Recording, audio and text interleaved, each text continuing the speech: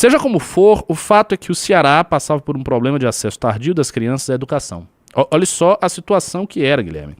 Aparentemente, menos de 60% dos jovens até 1995, a gente está falando de uma data recente, eu já era nascido, nasci em 88. Você não era não, né? Quantos anos você tem? Não, né? Nasci em 2004. Ah, tá muito novo. Então, aparentemente, menos de 60% dos jovens até 1995 completavam um ciclo educacional. O que, segundo Antenor Naspolini, se devia às condições precárias do local e à falta de credibilidade da educação como meio de integrar o jovem à sociedade. Não havia, portanto, confiança na educação como meio de transformação da realidade social.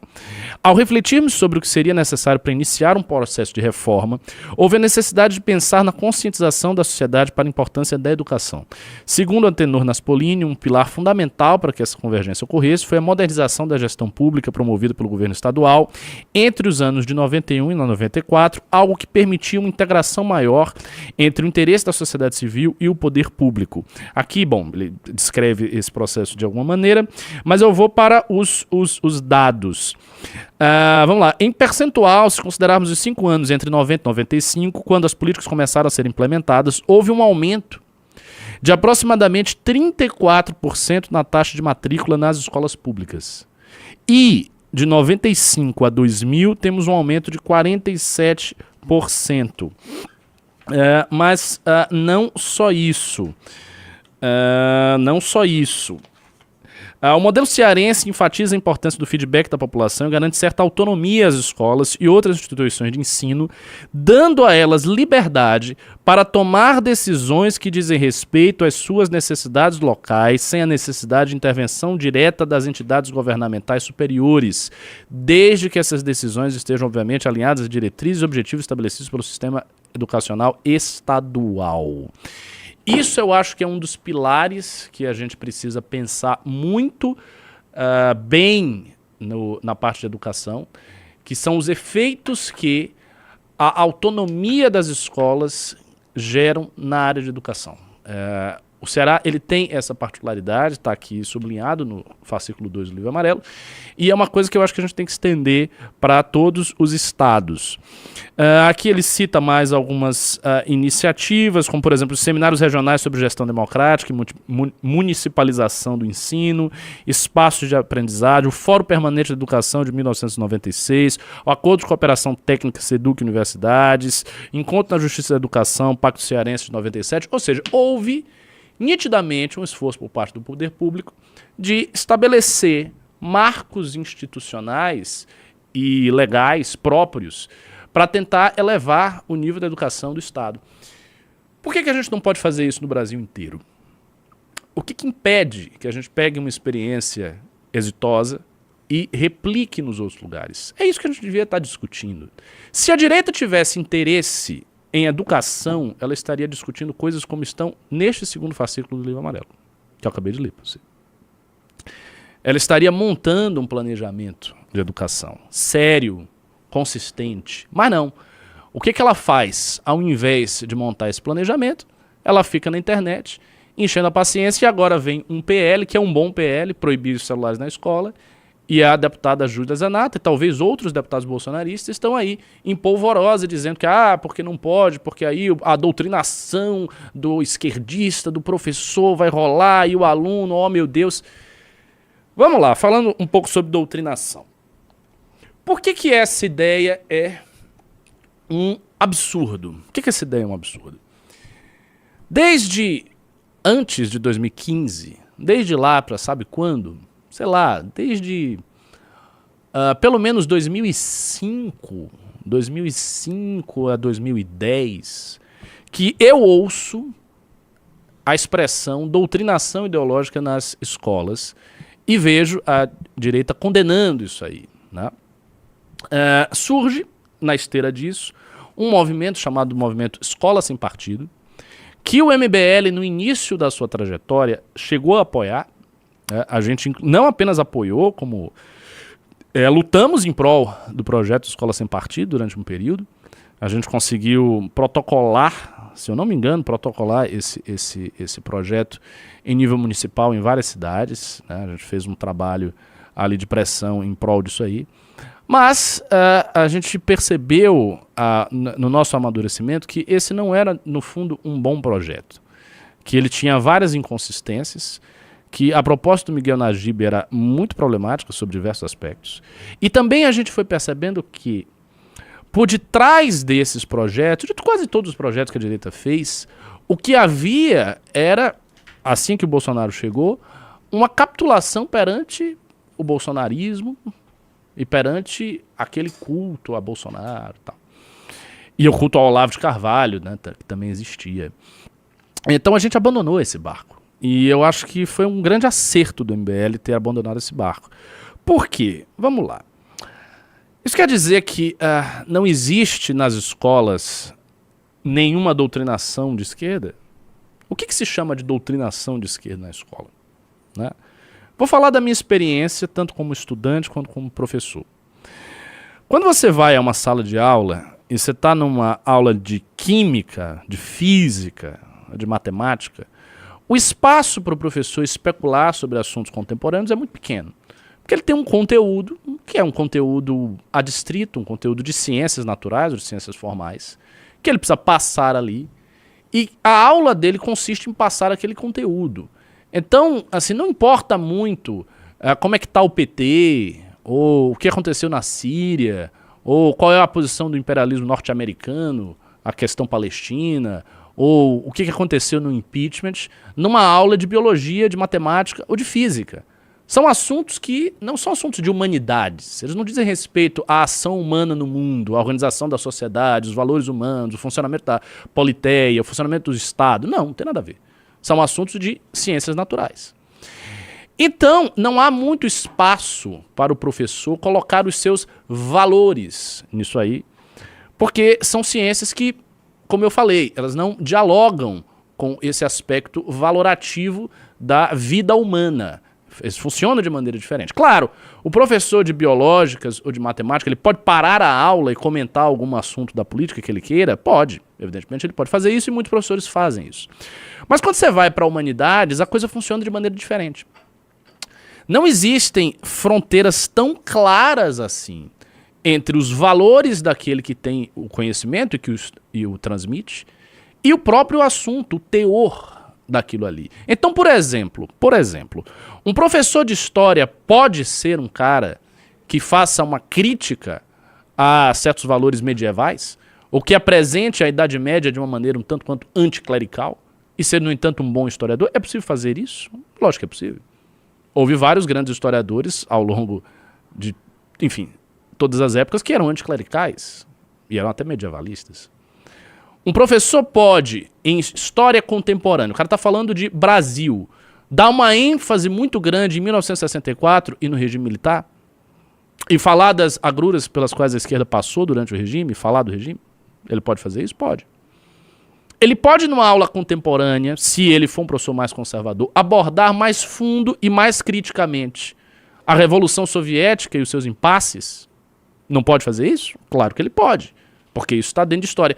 E assim por diante. Então, primeiro lugar, primeira coisa, o teor dessas ciências é um teor já mais valorativo. Portanto, é mais difícil você retirar a valoração dali.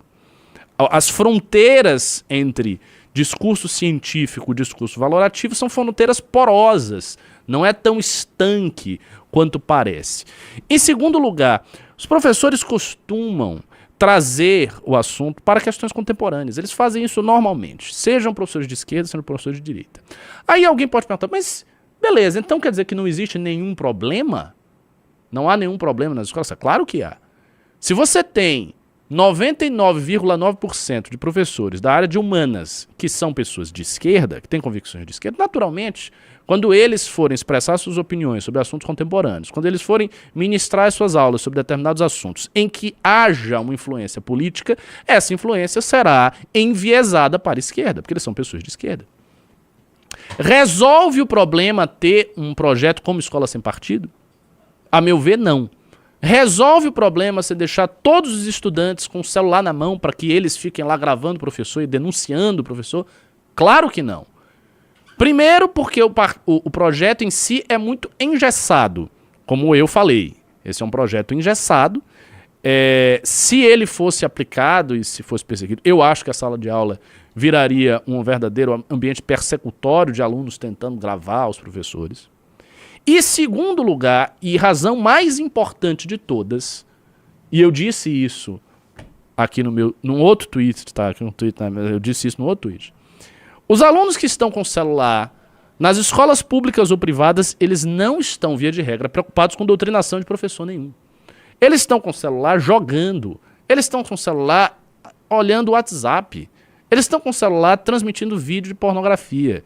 Eles estão com o celular olhando o Instagram. Eles estão com o celular scrollando TikTok, vendo YouTube. Eles não estão com o celular preocupados. Ai, meu Deus, o professor esquerdista chegou. Será que eu devo denunciá-lo? Porque, afinal de contas, via de regra, o aluno não está preocupado com essas coisas. Os alunos mais engajados em discussões políticas, os caras que, vou discutir política, geralmente são bons alunos. Geralmente eles nem ficam presos no celular porque eles estão mais interessados na aula e às vezes mais interessados em contestar o professor de esquerda que joga alguma fala ali de esquerda e o cara fica contestando. A maior parte dos alunos que usam o celular, a esmagadora maioria dos alunos que usam o celular, não está preocupada em denunciar ninguém. O celular em sala de aula traz problemas porque traz problemas de atenção, ponto. Essa é a questão fundamental. Aí alguém pode fazer a objeção. Mas será que a esquerda não gostaria de, ao impedir os celulares na sala de aula, impedir também que os professores sejam gravados? Talvez sim. Talvez haja pessoas de esquerda com essa convicção. Mas o PL em si, ele é bom porque ele resolve um problema, porque ele enfrenta um problema que é real. A desconcentração, a ausência absoluta de atenção dos estudantes em sala de aula. Qualquer professor que tenha hoje a experiência de lecionar numa sala de aula pública sabe como a coisa funciona. Você vai lá, você tem um assunto, você começa a falar, aí a sala toda começa a olhar o celular, a fazer gracinha, kkk, e não sei o que, olhar pro lado, jogar bolinha de papel e conversar e fica agitada. E você, enquanto professor, tem como tarefa hercúlea, tarefa árdua, tentar chamar a atenção daquelas pessoas, o que é muito difícil, porque elas estão muito desatentas. Os professores não têm a obrigação de serem showmans, porque não é assim que funciona. Né? Tem essa figura, né, do professor showman, geralmente os professores de cursinho, todos eles são assim, né? Então, para conseguir chamar a atenção de alunos que estão muito fatigados, ele fica ali e faz um show e é um grande comunicador e fica brincando, mas o professor não tem essa obrigação, até porque ele não aprende isso na faculdade. Você não faz uma faculdade de história, uma faculdade de sociologia, uma faculdade de química para você ser um showman, um cara engraçado, não é isso. Você faz para você entender o assunto e transmitir o assunto. Claro, minimamente você tem que ter uma didática, tem que saber explicar as coisas, tem que ter paciência, mas você não precisa ser um showman. Então os professores estão sempre na circunstância de terem que ser showmans, eles não conseguem prender a atenção, o aluno fica muito irrequieto e a aula não rende. E o aprendizado não rende. Existem vários estudos científicos que estão saindo nessa nova leva de discussões sobre celular em sala de aula que indicam claramente isso. Os alunos com celular não prestam atenção nas aulas. Quando você retira o celular da mão deles, eles começam a prestar mais atenção. Os benefícios no rendimento escolar são gigantes. E eles são imediatos. Então, isso tem que ser feito. Aí algumas pessoas podem dizer, mas veja, mas é muito difícil fazer isso, como é que eles fariam? Dá-se um jeito. Quando você quer resolver uma questão, você vai lá e você resolve. Ou você cria um grande armário para todos os alunos colocarem ali o celular. Em todas as escolas você faz isso e daí você tranca. Ou você bota uma bolsa especial que eles vão ter que colocar o celular na bolsa, amarrar e deixar ali na escola. Dá-se um jeito. Mas tem uma legislação que pega a legislação e altera. Se você tem uma legislação que está permitindo ou que é ambígua em relação aos direitos que os alunos têm em sala de aula, e que parte desses direitos incluem eles estarem olhando o celular, altera-se a legislação. O fato é, o caminho que está sendo tomado pela decisão do governo de São Paulo de proibir o celular aqui e pelo PL que está sendo discutido é um caminho correto. Isso tem que acontecer no Brasil inteiro.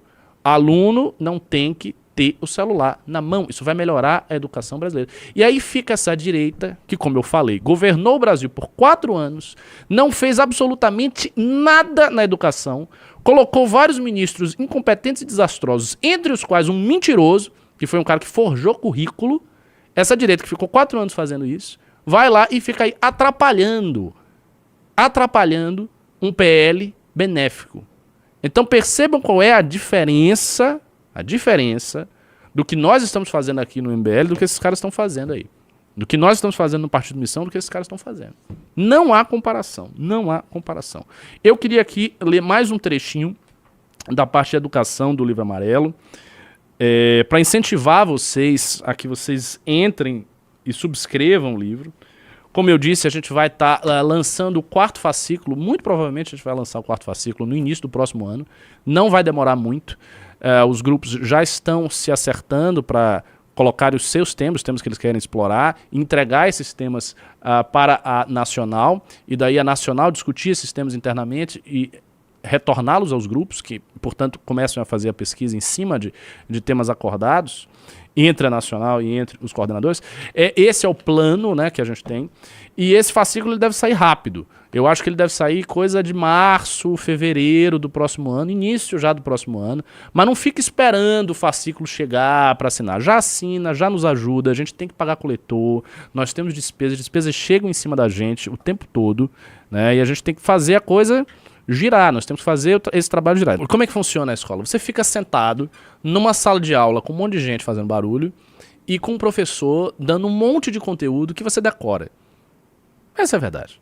As pessoas não saem das escolas com um verdadeiro interesse científico ou com um verdadeiro interesse cultural. Ao contrário, a escola prejudica muito o interesse real das pessoas pelo conhecimento.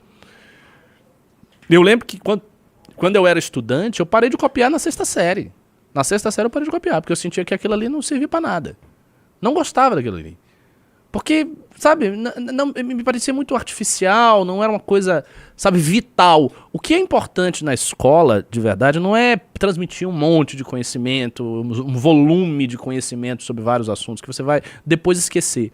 Aí você vai decorar um monte de coisa, você faz um Enem, uma FUVEST da vida, aí passa 3 anos e você já esqueceu tudo. Não é isso, isso é um sistema de ensino idiota. Você fica 10.000 horas gravando assuntos de trigonometria, de binômio de Newton, de meiose, mitose, questões sobre o Antigo Egito, sobre a literatura parnasiana, se Olavo Bilac escrevia o poema com essa canção, como era o verso alexandrino, ou mofoxsintaxe. Você passa 10.000 horas da sua vida, ao longo de anos e anos a fio, decorando várias coisas que depois você esquece. Você faz o Enem, faz o FUVEST, aí dá 3 anos e você esquece quase tudo. É isso, escola? Isso é um sistema idiota. Esse sistema é imbecil. Obviamente ele é feito para não dar certo. E veja, esse é o sistema em que, eu estou descrevendo aqui, um sistema que funcionasse. Porque aí eu estou pressupondo, é uma escola particular que as pessoas estão com o mínimo de atenção, elas estão aprendendo essas coisas durante aquele período, e depois elas esquecem. No caso do ensino público é pior ainda, porque elas não aprendem nada. Elas não aprendem nada, elas não sabem nada, elas chegam às vezes no 3º ano do ensino médio como semi-analfabetos, com dificuldade de escrever, de se expressar em coisas básicas. Então é isso. O que eu penso é assim, é uma escola que ensine você a ser um ser humano, sabe, capaz. Um cara capaz de pensar com precisão, um cara capaz de se expressar com precisão, tanto em nível verbal quanto em nível por escrito. Você tem que escrever bem e falar bem, com clareza, profundidade, estilo, né, expressando até a sua personalidade. Uma pessoa que saiba andar, que saiba se comportar. Você fala, saiba andar, é por aí mesmo. Que saiba se comportar, que saiba se portar, que saiba falar com as pessoas, que tenha os sentimentos harmonizados dentro da sua própria psique. Ou seja, a formação de personalidades reais, personalidades luminosas, abrangentes. Essa é a ideia. E eu acho que isso passa por uma abordagem muito diferente do significado do teor do conteúdo a ser transmitido. Não importa tanto o teor do conteúdo. O que você tem que transmitir é a índole científica. É a índole do pesquisador em ciências humanas, ou do literato, ou do artista. É isso que a gente tem que formar. A gente tem que formar verdadeiros artistas, verdadeiros literatos, verdadeiros cientistas, verdadeiros filósofos. Pessoas que tenham condição de pensar, de refletir em alto patamar no Brasil e, através disso, reedificar esse país. Então, essa é a ideia. Lê minha pergunta, Fernando. Passa aí um pouco antes. Não é aula de etiqueta. Etiqueta é frescura, não se trata disso. Eu não vou gastar a live inteira explicando um sonho, mas deixa eu tentar me fazer entender melhor. Não é etiqueta. Hoje em dia as pessoas não sabem viver. Elas têm muita dificuldade em tudo, que vai desde relacionamentos, até falar com as outras pessoas. Elas são muito mal educadas em quase tudo. É verdade. Os sentimentos delas são confusos, elas são pessoas confusas e desajustadas. A medicalização da sociedade é um problema que campeia. As pessoas estão tomando remédio. A partir de 30 anos, quase todo mundo está tomando remédio. Entendeu? Prozac, isso, aquilo, remédio para dormir, remédio para acordar, né? Estabilizadores de humor. As pessoas não estão bem. E elas não estão bem em várias áreas da vida. E elas estão confusas. O sistema dopamínico delas já era. Elas estão completamente viciadas em várias coisas, inclusive em celular. Né? Elas estão perdidas. As pessoas estão muito mal. Então, a ideia dessa escola seria dar uma formação filosófica naquele sentido mais arcaico da palavra. Quase você meio que talhar uma personalidade humana, entendeu? Por isso que seria tão importante que ela tivesse contato com a natureza, que ela fizesse esportes, que ela, sabe, aprendesse a cultivar o corpo e a cultivar a mente, que o interesse real especulativo pelas ciências e pelo conhecimento fosse de fato genuíno e real, abrisse a mente dela às grandes coisas, que ela fosse capaz também de aprender a admirar. Uma das coisas que há mais dificuldade hoje em dia de fazer é aprender a admirar. As pessoas não sabem admirar mais, porque elas não admiram mais aquilo que importa. O que elas normalmente admiram são pessoas escrotas. É a Virgínia, é o Neymar, é fulano de tal, é o último cantor trapper, é a subcelebridade drogada que tá lá cheirando cocaína e caindo em 2 escândalos a cada semana. É isso que as pessoas admiram. Elas ficam atrás dessas páginas de fofoca, vendo que fulano de tal fez, não sei o quê, que fulano de traiu. Sabe, isso é tudo patético, isso é feio. Na história da humanidade, houve sempre modelos de conduta, que eram modelos, eram heróis, santos, mártires, grandes figuras, reis importantes e tal. Essas figuras eram modelos, elas serviam ali como sóis, como se você olhasse para o céu e você enxergasse um sol, que aquele sol grandioso conduzisse a sua vida, o seu caminho. Essas histórias de heróis, de grandes homens, de grandes feitos, de grandes coisas, eram transmitidas de geração em geração. De tal maneira que habituava-se tanto o ouvido quanto a imaginação daqueles que viviam a emular esses grandes homens e grandes mulheres. Hoje em dia não existe isso. Hoje em dia as pessoas admiram subcelebridades patéticas. É tudo feio. E elas vivem mal, e elas vivem de maneira feia. E elas se comportam de maneira feia, elas se relacionam de maneira feia, elas falam de maneira feia. Se há um objetivo antigo na educação dita clássica, que foi aqui tornado pela direita brasileira uma espécie de fetiche, é a produção da beleza. Claro, a direita brasileira transformou isso no fetiche. Então, via de regra, como é que é isso? É o cara que fica lá, ele faz um vídeo no YouTube, e aí ele tem uns livros atrás, ele começa a falar, não, porque São Tomás de Aquino, blá, blá, blá. E aí fala umas coisas assim sobre São Tomás de Aquino, a lei natural, né? E aí vende um curso para você de R$90, uma subscrição. Não é isso, não é isso. A cultura dita clássica é outra coisa. Ela é a cultura da formação do ser humano integral. Quando você remonta às concepções antigas dos retóricos gregos e romanos, em Sócrates, por exemplo, em Cícero, por exemplo, Isócrates que foi grego, Cícero que foi romano, e você vai lá nessas obras e você escava e percebe qual é a concepção de retor, de retórico, de fala, de artes liberais, como vocês citaram aí, você vai perceber que todas as artes liberais, todas as artes da fala, do pensamento tanto linguístico quanto do pensamento matematizado, geométrico, elas são artes feitas para que o seu aprendizado transforme as personalidades das pessoas, que elas saiam daquilo ali como homens e mulheres cultivados, capazes de exercer qualquer função na sociedade, não apenas a função intelectual, mas de exercer as várias funções na sociedade, seja como magistrados, como políticos, como comerciantes, como filósofos, enfim, exercer as funções que lhe cabem, dados seus talentos individuais, mas como homens bem formados e bem cultivados, e que devem diferir dos demais pela superioridade da sua educação. Tudo isso, tanto enquanto ideal quanto enquanto prática, foi deixado de lado. Não é isso que se aprende nas universidades, não é isso que se aprende nas escolas. Então, a ideia de Castalho, esse sonho, é fazer com que as pessoas voltem a aprender isso.